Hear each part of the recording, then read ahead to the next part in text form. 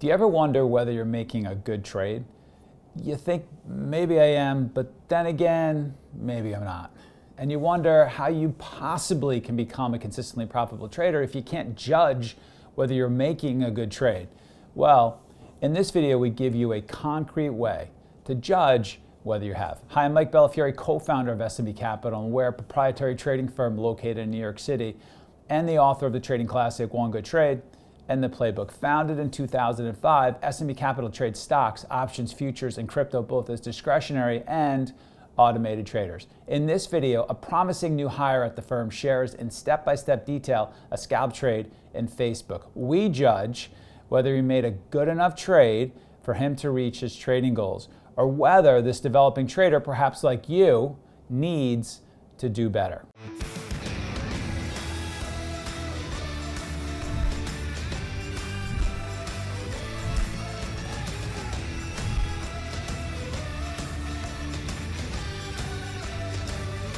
I'll say hello, everybody. I'll say my name is Jonathan, currently a new developing trader here at S&B Capital. I'll say this is a playbook from the Facebook earning reports, day one momentum scalps. I'll say the earnings report was on February 2nd, and the first day of trading was February 3rd. Okay, Jonathan, I'm going to grade you on 10 variables for this playbook trade: stock selection, the big picture, trade strategy, intraday fundamentals, reading the tape, trade management, technical analysis, technology review, what you can do better, and your diligence of the presentation. Yes, sir. Absolutely. So just to begin with, basically Facebook's intraday fundamentals, the average 20-day volume at the time was 35.24 million shares. Off the open and in general, the ARVL on this day for Facebook was 11.4. The 20-day average ATR at the moment was $10.56. And then you can see basically here that we just also have the institutional ownership, 79.1%, which shows that there is a lot of institutional buying and selling. I was going to say a lot of active participants, to say the least. And then also the short float is relatively extremely low, 1.36%. I know a lot of, I would say, large moves in stocks. You're looking for a higher short float if you think there are going to be large swings to the upside. However, because this is so low, you can't really expect these kind of limit up kind of reactions with this kind of stock. It is a normal blue chip stock that trades very regularly when it comes to the volume. So to me, this is one that you will not see those kind of extreme reactions. So just some overall fundamentals of not only Facebook, but VIX in general. 52-week high on Facebook at the time of the earnings report was 384.33, and the 52-week low was 253.50. VIX on this day opened at 22.63 and closed at 24.35. Basically, the range was anywhere from 22 to 26, give or take. One thing that I look at as kind of support for trading kind of a market name stock, you also want to see kind of what VIX is doing on the day. Kind of shows the volatility. And to me, I think anything over 20 is a good kind of benchmark to show that the overall market is in play on this day. On top of the fact that Facebook had earnings, this was just kind of the overall support to show that Facebook was, in my mind, definitely in play this day. If you want to learn 3 more real-world setups that our traders use, including the simple setup that we teach all of our new traders, and the setup that turned one of our traders into a 7-figure big money earner, check out the free webinar that we're currently running. Just go ahead and click the link that should be appearing now at the top right-hand corner of your screen. That will open up the free registration page in a new window, so don't worry, you won't lose this video. You can also visit tradingworkshop.com to register for this free intensive workshop. You're going to learn more in a couple of hours from this trading workshop than from years of online education. So I actually have the earnings fundamentals here for Facebook as well.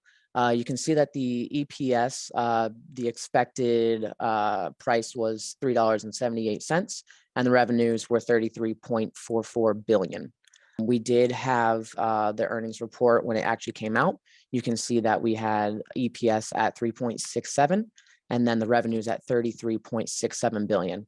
The overall beat and miss on this was basically that Facebook missed on EPS by 2.91%, And then revenues, they ended up beating by, they were relatively flat, technically in line at 0.7%.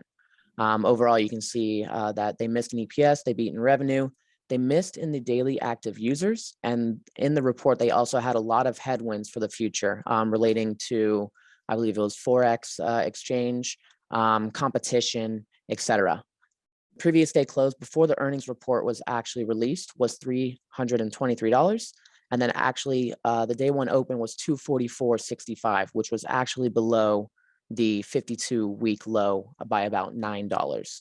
So when you're taking a look at the intraday fundamentals and you're taking a look at the earnings report, just from the numbers, and you're reading through the reports yourself, what is the news catalyst for you to want to trade this stock?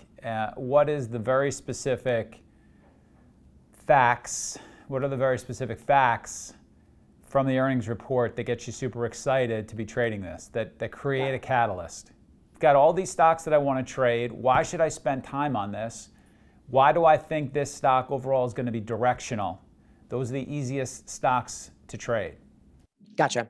Absolutely. So for me, kind of multiple things that I was looking at on this day were the fact that not only was VIX above 20, so Facebook being a market name, thought that with an earnings report and VIX above 20, the market names were in play to begin with. And then on top of that, Facebook was actually gapping down below their technical levels of the 52-week low.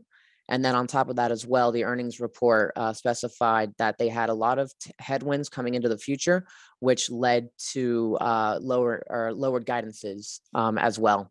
So let's talk about those headwinds specifically. So here on the analyst emails report, this kind of gives a summary of just what happened with. Before you even get to the analyst emails, just from reading the report, just from reading a summary of the report, what is concerning about this report in terms of Facebook's stock price?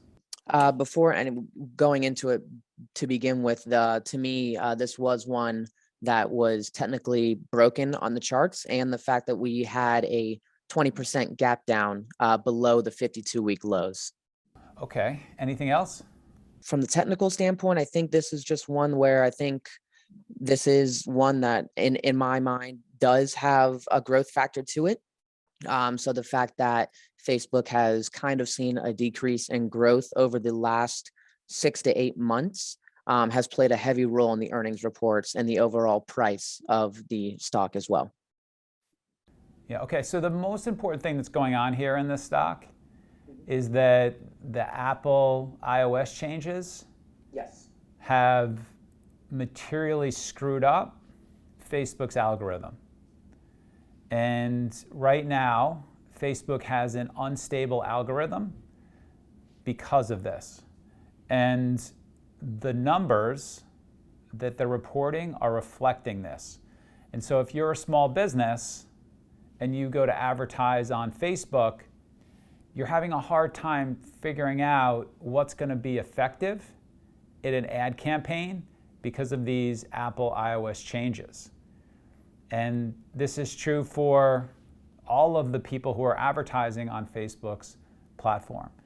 And so this is a material change to their overall business. The most important thing that drives Facebook's revenue is their ad platform. And one of the things that they do best is they allow small businesses to be able to connect with potential buyers in a way that's very cost effective, in a way that small businesses don't have to outlay a tremendous amount of money to figure out if an ad campaign is going to work.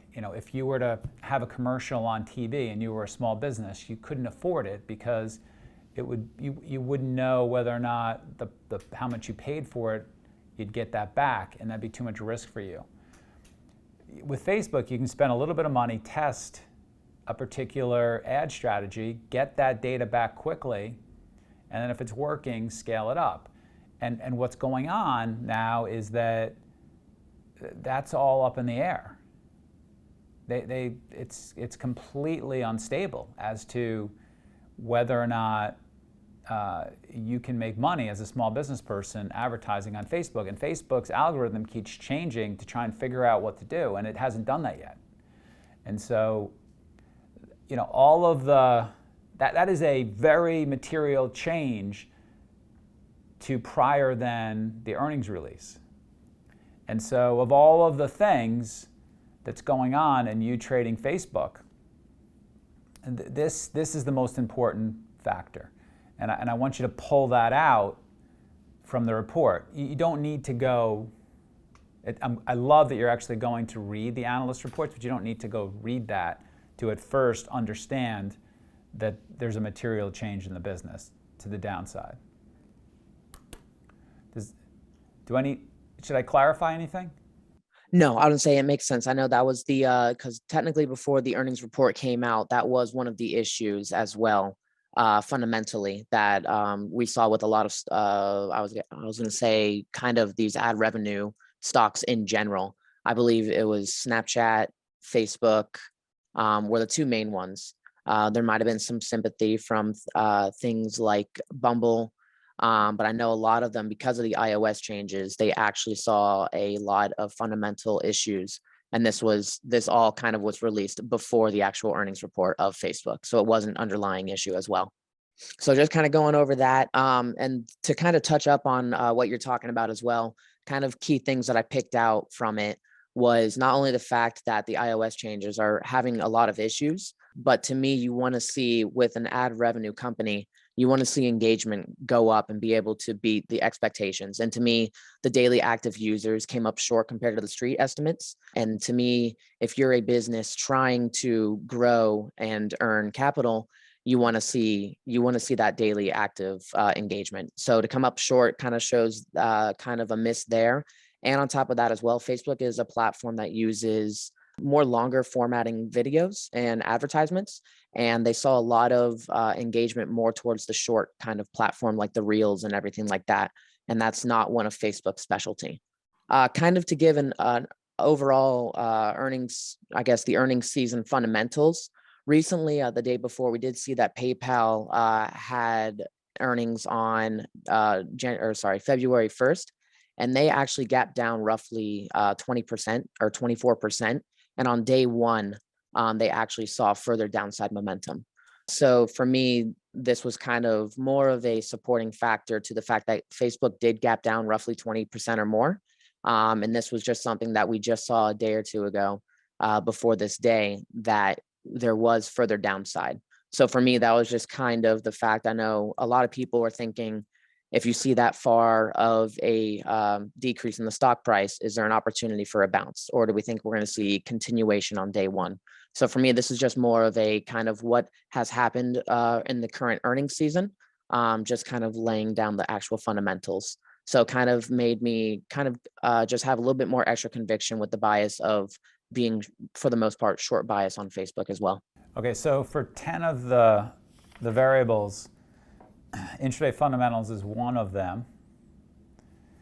And for where you're at right now, for you to be tracking, to be advancing in your career, you're going to have to get a total score of 90 since you're a developing trader. And so, on a scale of 1 to 10, if I were to give you a score for intraday fundamentals, I'm going to give you a 10 out of 10. And the reason for that is I really liked how you included VIX. I really liked how you included the analyst breakdown after earnings, and you went and did the research on that. And you had all the other important variables there. So yeah, this is spot on for what we want to see from intraday fundamentals. And again, particularly highlighting that you went and looked at the research that we get in our inbox and plucked out important information from those reports. All right, so good start. Of course, I want to say we'll kind of keep on going here. So this is the bigger picture before the actual earnings report was released. You can see here there are kind of levels that I had mapped out to begin with, anywhere from 316 down to 289. However, like I mentioned, in the after hours and pre-market, Facebook was trading around 240 to 250. So as you can see on the daily, there was really no level that we could really use that was valid. So we actually, for myself, I actually had to switch over to the weekly time frame, which you see over there on the right-hand side. And I kind of had the only level that seemed valid at this time, which was actually more of a zone. It was a 244 to 245 were really the only areas that I saw that could have been valid at this point. Okay, so that 245 was holding up as support from that last up move, and you felt that that was an important price level. Yes, I'm gonna say relative to where Facebook's current price was trading in the pre-market, I thought that was kind of the only thing that was available on the larger time frames to be used at the moment. And where was the stock trading in the pre-market? In the pre-market, so in the pre-market, we were right around the anywhere from 247.50 upwards to 262. All right, so go back to the daily chart. And so the top, so you see you have the support area 245, which is excellent. What about the top of that area? Are there levels there that get you interested? To me, no. I think at this point, from what I was seeing, the actual levels that were actually mapped out around the top of the range on the weekly was roughly right around that 289 level. So to me, we were so far away, 40 points away from here, that I did not really see anything within relative range to be used. The only thing to me was right around that kind of 245 area at the moment. All right, and then if it fails that 245 level, where do you think the next support areas are? If we fail at 245, I was going to say more towards down into like the 230s. Okay, good. And I'd like to see that Okay. in your bigger picture. I would say probably could have added that right around, I think if I'm not mistaken, right around here, which probably would have been right around the 230 area. So the bigger picture is where the overall market is and where the overall sector is. So, what are the levels for the overall market? Where's support? Where's resistance? Is this part of an ETF or a sector that we can measure as well? That we can find important technical support and resistance levels?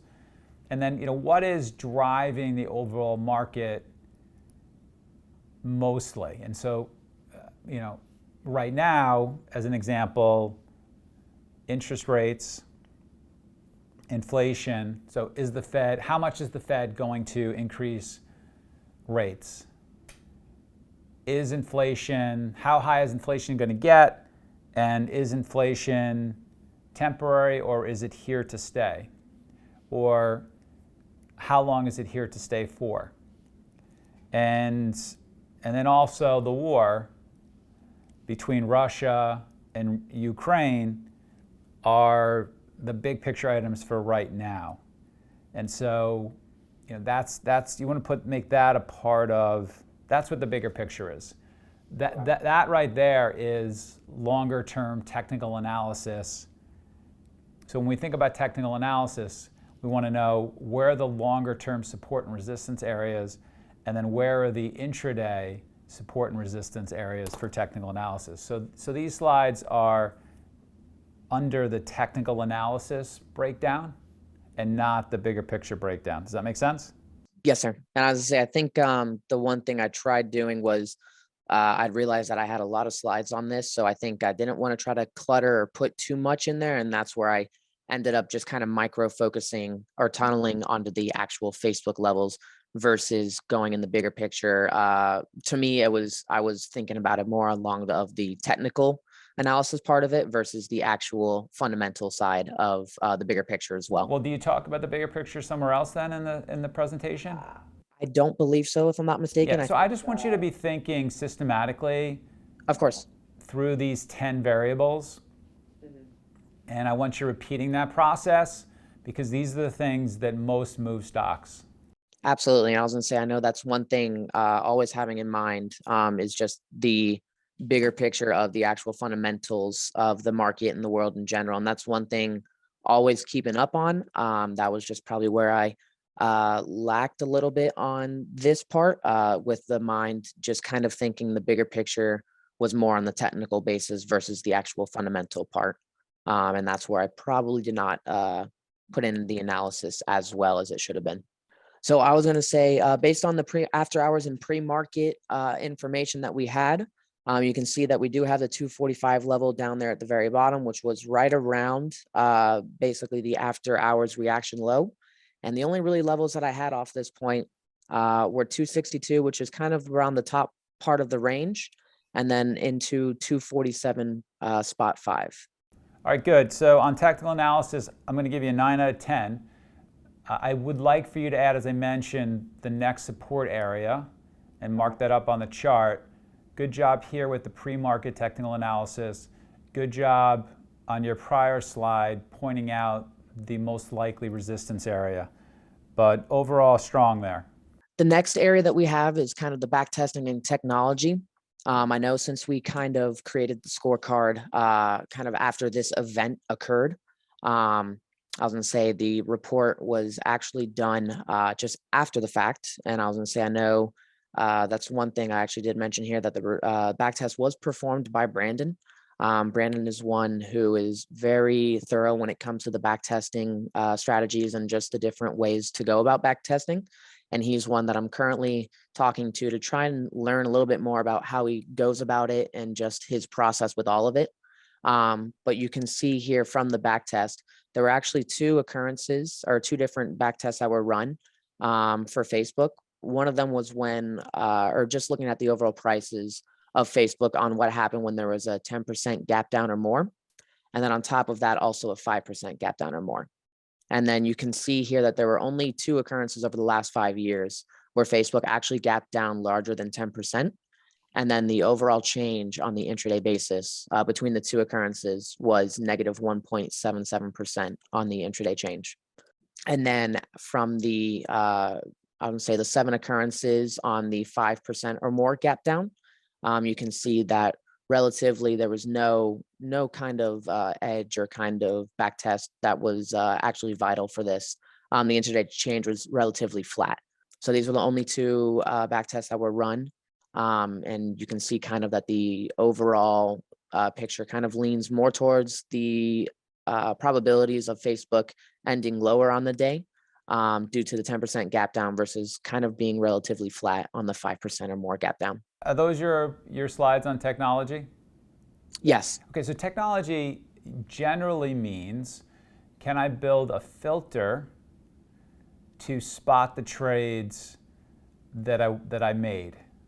So I really like this trade, I don't want to miss it. Here's a filter, here's the code for the filter so I don't miss it. I try and deconstruct the trade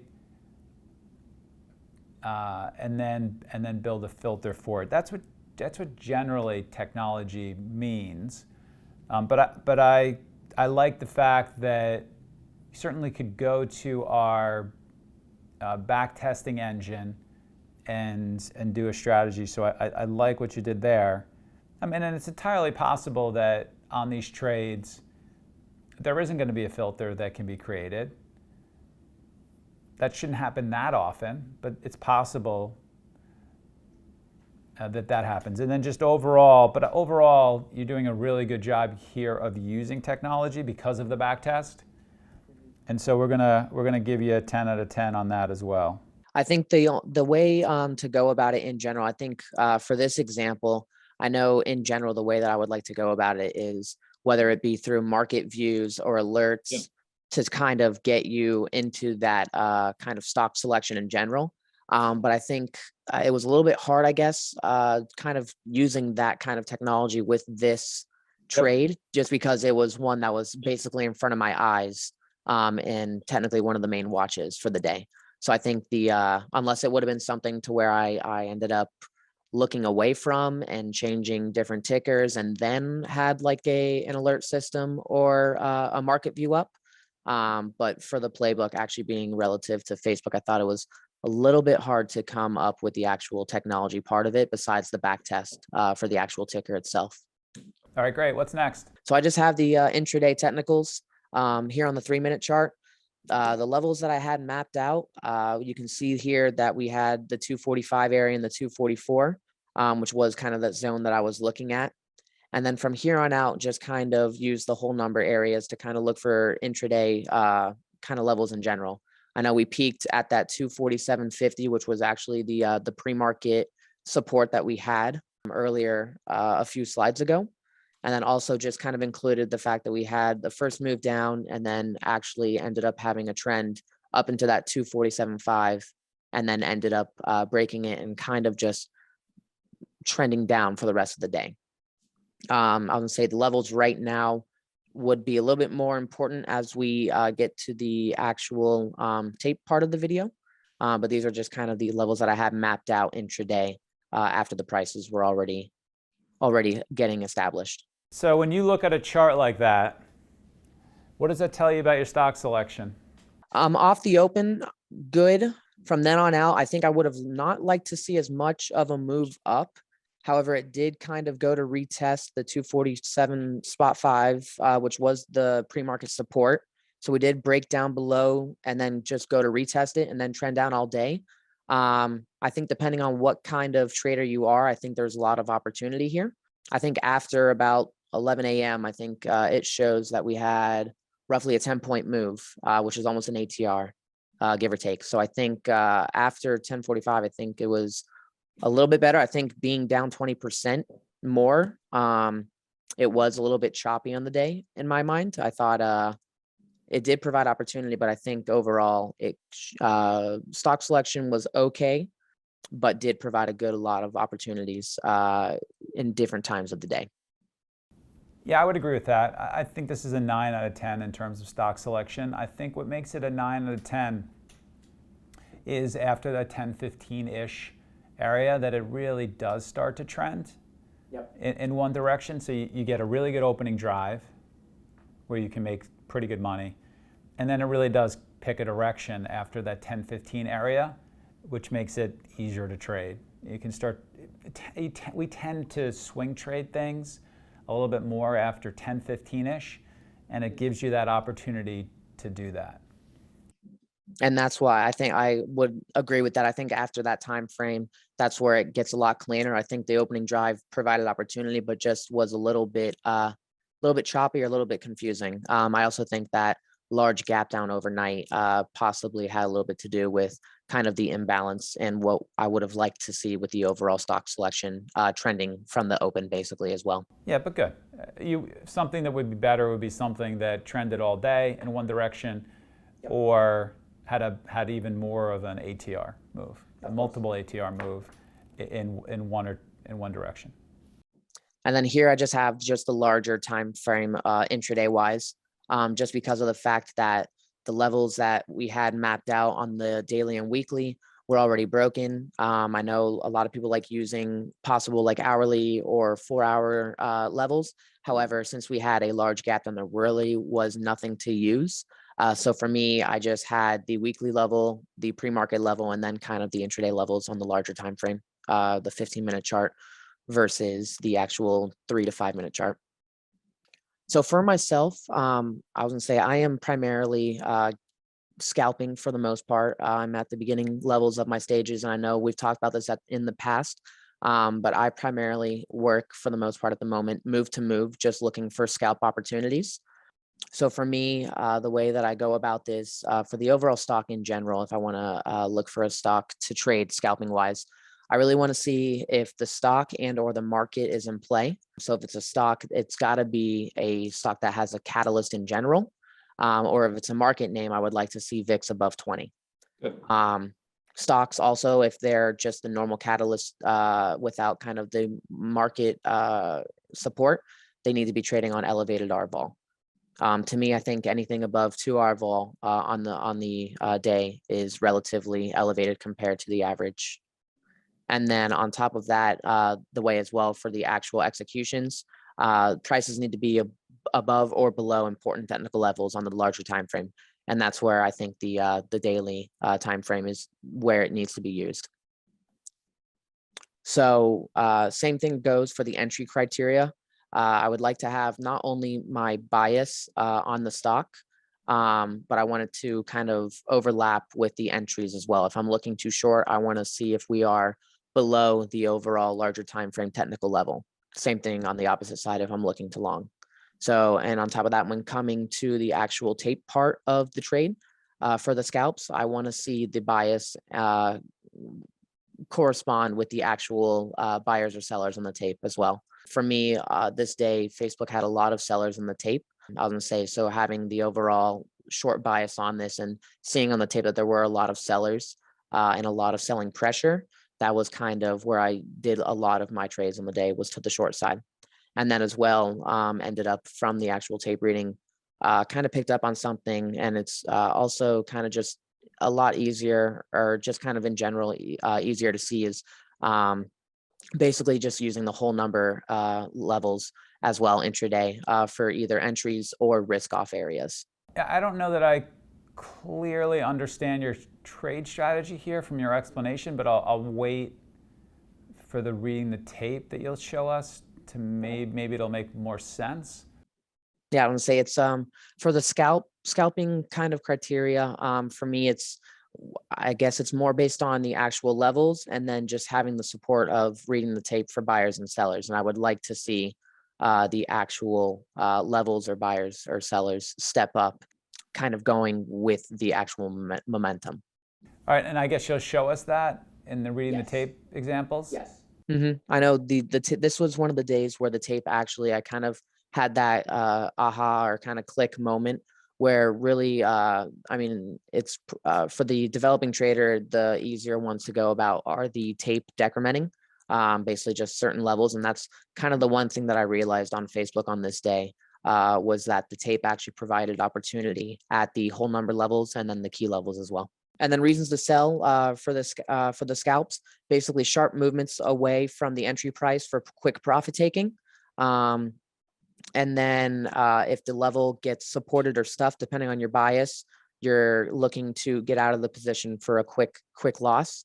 And then, for instance, if we do end up breaking away, but not relatively as fast as you would like to see on the level, and then we get back to it, almost for a break-even type of trade. This is one where I actually had Facebook. I was scalping it for the most part throughout most of the day, a little bit off the open, and then also midday and then into the late afternoons as well. Let's do one of them. All right, so a playbook trade is just one trade that represents a particular trade. It's not like a full day of trading. And the reason for that is we want to be very specific. That's how you build edge. And different scalps can actually have different names, and they can have different variables. So let's pick the best one, if you remember. So for me, I'll go with the actual, I'm pretty sure it was midday into the afternoon. It was actually the breakdown of the 240 level. So it was a tape decrementing trade. The level to begin with was 240, and you saw a lot of buyers sitting at the 240 level. When you say buyers, you mean there were a lot of people stacked on the bid? Yes, a lot of buyers were stacked on the bid at the 240 level to the T. There were more buyers stacked at the 240 level than you had seen previously? Yes, sir. By a lot? Yeah, I think if I'm not mistaken, it was 1,600 orders stacked up twice on the tape at the 240 level. And then you just see the tape get decremented relatively quick, and you see the sharp move down below 240. So we're kind of trading around the 240 level at the moment. I'm gonna say I think it comes up in a second. We're around 7 cents away, 5 cents away. We're really just trading around 240. I think we end up going back up a little bit right before to 241, if I'm not mistaken, or 240.50. Oh no, double checked. It was actually right here. So as we get down into the 240 level, I'm gonna try to get it real quick.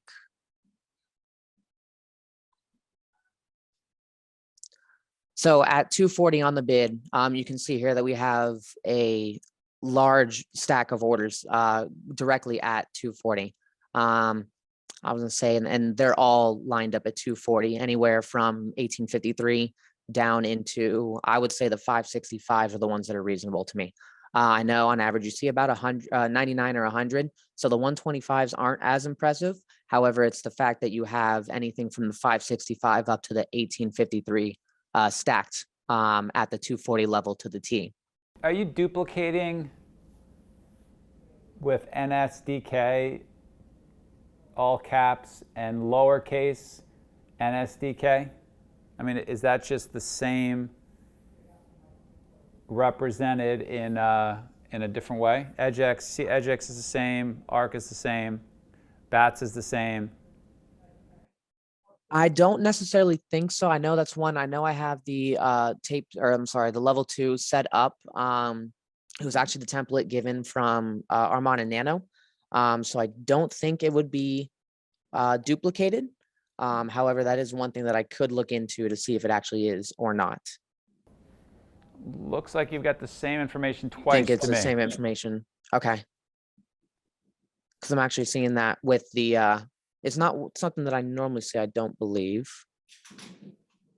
Yeah, maybe I'm wrong, but check that.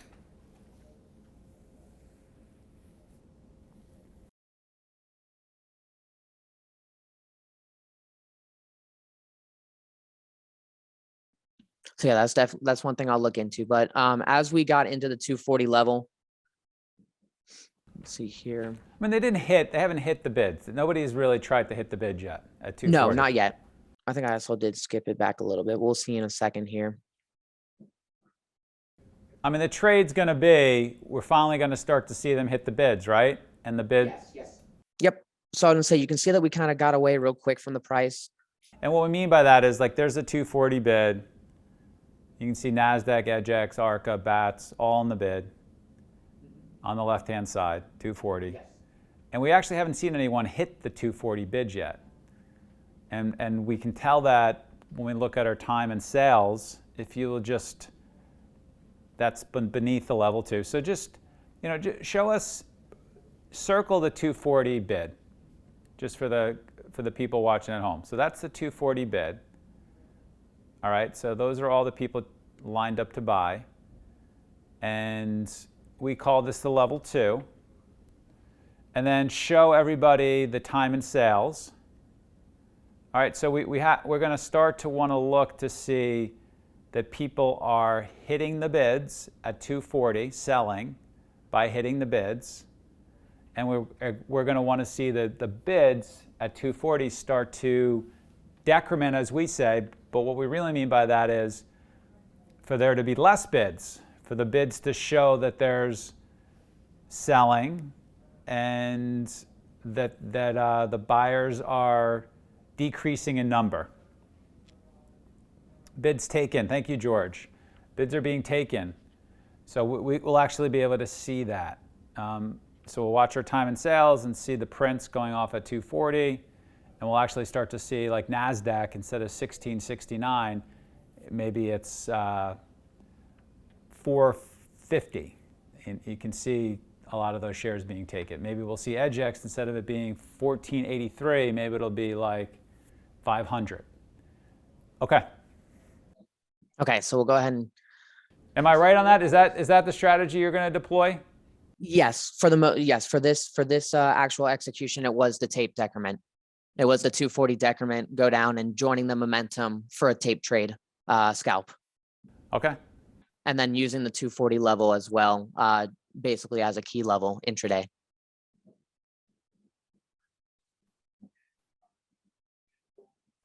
So we're starting to kind of decrease. We're really staying at the 240 at the moment. We push away real quick here. We're starting to chew at it without really going down. So, I mean, it had been EdgeX. I mean, the numbers had been higher. Yes, 1853 to begin with. Yeah, so was EdgeX 1853 or NASDAQ? One of them was, and now you can see they're 1377 and 1369. So they're starting to decrement. Those numbers are getting lower. All right, play.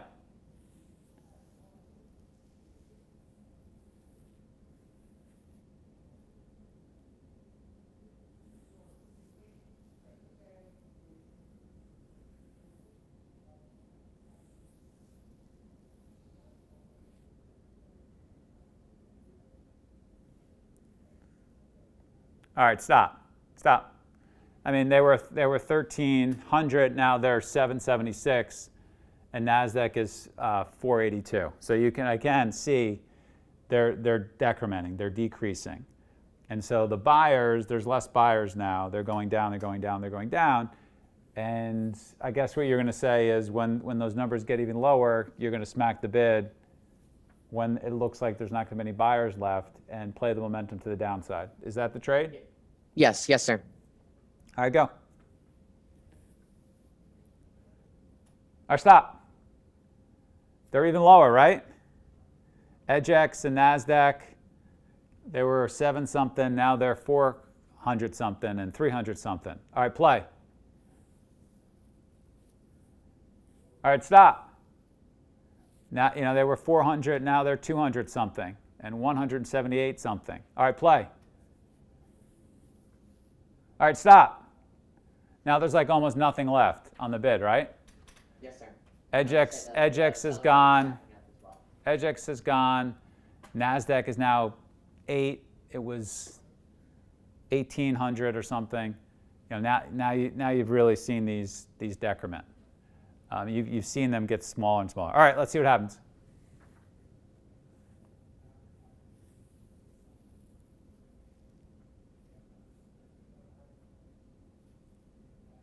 All right, stop. Now, are you going to hit this now, or are you going to hit this when it drops? Are you going to hit 240, or are you going to hit 239.99? I am joining at 240. I know I already have the order in. It is one that I was not getting filled at right away. I think I started trying to get into the position, I believe, when we were at the 300 size, if I'm not mistaken. And look at the offers. The offers are stacked, right? There's pretty good offers. All right, go ahead.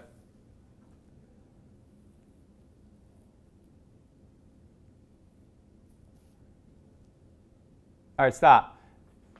Anyway, so how much was this down at this point on the day? We opened at 244.65, so it was only at the moment about $4.50 to $5 down on the day. So you can hit the bid. So you could hit the 240 bids there. Yes. Okay. To me, the intraday ATR was right around $11. So we were only half an ATR down on the day. Okay. From the highs, I think it was only $7 down. All right, it goes down immediately 50 cents. Let's see what happens.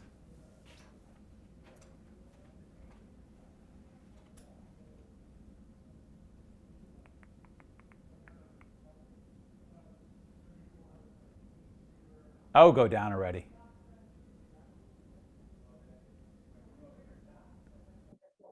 I'm trying to remember if it retested first and then, or if it actually went down all the way completely.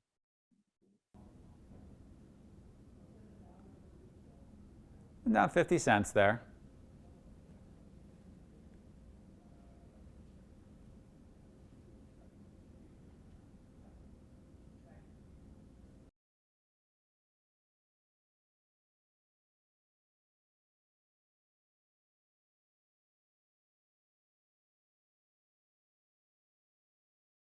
So I don't know so tell me what you were doing, if anything.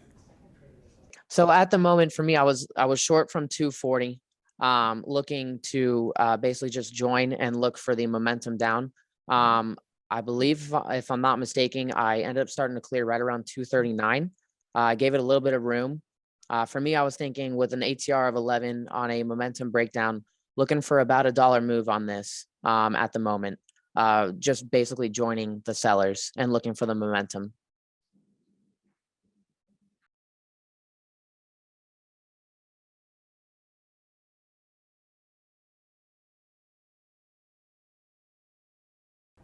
I mean, you did have a trade decision there at 39.50 for the true momentum trade, for the true momentum scalp. That first time it couldn't really get below there.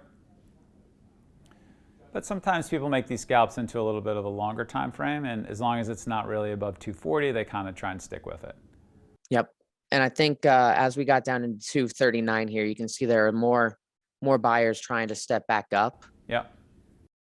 And I believe they get flushed out as well, if I'm not mistaken.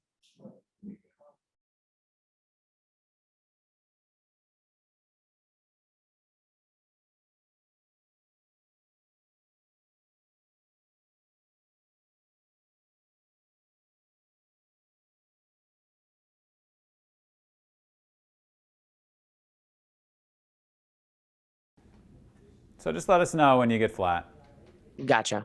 I believe it was actually right around the 230 as we were broke 239. Yep. I believe I sold right into the 238.80, give or take. Okay, got it. All right, good. So this is kind of a trickier trade than you made it out to be. I have to be honest, I don't really love this trade. And I do think momentum trading is a good way to build skill at the beginning of your career. And I do think this sort of decrementing trade works in very select moments. And I do know Max, this is one of the first trades that Max actually got pretty good at.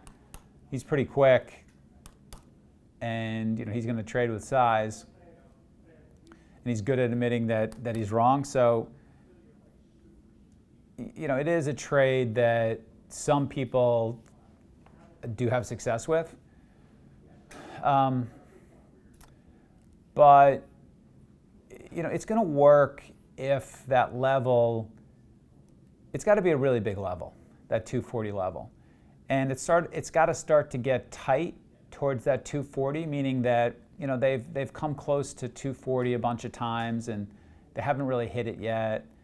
And it bounces back up to 241, and then it comes back down, and they don't hit the 240s again, and it bounces up to 240.75, and then it comes back down, and they don't really hit the 240s yet, and it bounces back up to 240.50. I'm hypothesizing here. Of course. My point is, the up moves are not as high, and optimally you want to sort of get the coming together towards that 240 level, and you want to see finally them starting to hit those bids, and it would be optimal if the bids were even more than we represented here in this play, and it really is just a dopey scalp play. It's just a dopey cash flow trade. And it's going to work best in the stock that is you're trading it in the direction of how it's trading for the day. So if it's picking a downtrend and you're shorting it, good, and if it's picking an uptrend and you're playing it long, better. But overall, I think, I don't know if I love this example, but I think you've done a lot of things right here, and I think looking for some momentum trades can really, really work. And I thought you did a good job just being simple and clear about what you're doing with this trade.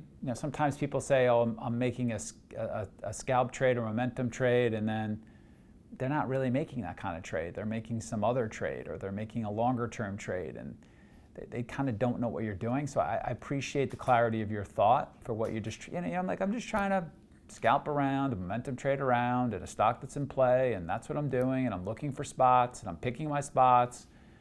I think that was pretty good, but I do think you wanted to sort of see the bopping from 240 higher to be for a longer period of time. I think you want to see the support of that 240 and bopping higher to clearly be diminishing. I think you could have picked. I think you want to pick your spots even better, because there's going to be plenty of times where you hit this thing at 240 and the damn thing goes up to 241.5, and you can't get out. So if you're not super selective, and the spread in this thing could be $1, $1.50 as it is.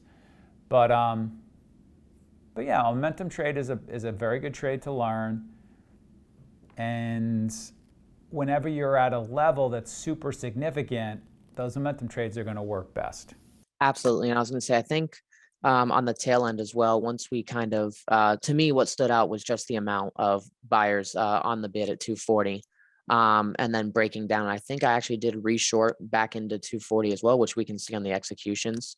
But this to me was just after watching the stock, this was kind of the first moment where the tape actually looked intriguing, just because of the amount of size basically throughout both the bids and the asks as well. Yeah, so you did a great job displaying the reading of the tape. That's a 10 out of 10. Really great job of recording it and showing it to us. For your trade management, I actually liked where you got out of it. I thought you did a really good job getting out of it for the scalp, where it was likely to go back up again.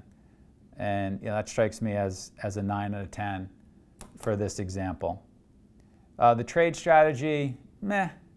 As I stated before, I think you got to have maybe even more of a selective opportunity for this scalp. But I did like the fact that you did see that bid decrementing, and you could sort of smack it after it decremented. So I don't know. That strikes me as like a 7 out of 10.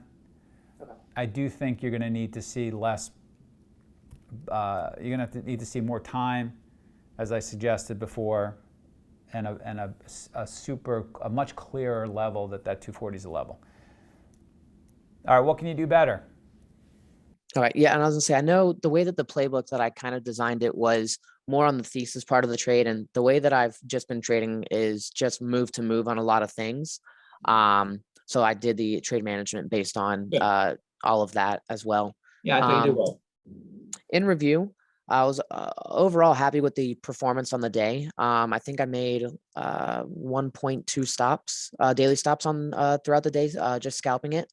I did have a few losses as well, which were resulting from myself taking shorts above. Okay, so two things. So one thing I'd like to improve on, you write, would be to cut out the aimless or unnecessary trades.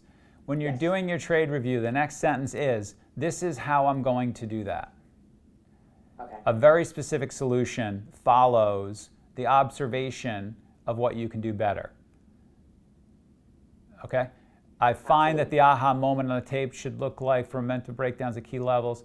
I may have been quick on profit taking, but these were mainly tape trades. I may have been quick on profit taking. Here's my solution. That's the next sentence always. Okay. Just actually being able to show the work on how you're able to improve versus just reviewing it. Now, you do a good job observing what you need to improve. The next sentence has got to be the solution. Absolutely. So we're going to give you 7 out of 10 on your review. We'd like to see solutions next time. Overall, the diligence of the presentation was excellent. It was a 10 out of 10. You put a lot of hard work into this. You took it seriously. Very, very strong. So we're going to give you a recap on your scores. So on stock selection, 9 out of 10. Good job there. And remember, you got to get 90 out of 100 to be tracking towards you making progress at this stage of your career. Big picture. Well, we're going to have to add the big picture next time, so we'll do that. Trade strategy, 7 out of 10. Intraday fundamentals, 10 out of 10. Technical analysis, 9 out of 10. Reading the tape, 10 out of 10. Trade management, 9 out of 10. Technology, 10 out of 10. Review, 7 out of 10. And diligence of presentation, 10 out of 10. So next time, let's add the big picture, and you will be tracking towards where you need to be, but without it, you're not. Absolutely. And I think that's where I, just from going over the playbook with you earlier, just talking about how the concept of what I was looking at for the big picture versus the actual fundamental part of the big picture. For me, it was just getting the big picture wrong and tunneling in on the big picture in terms of technicals versus the actual fundamental of the overall market and just kind of world aspect as well. Hey, go ahead and click our subscribe button so you don't miss any of the videos that we're producing for you in the trading community. And please take the time to add your feedback in the comments section for what videos you'd like for us to produce next and what you found helpful from this video. From all of us at SMB, train and trade well.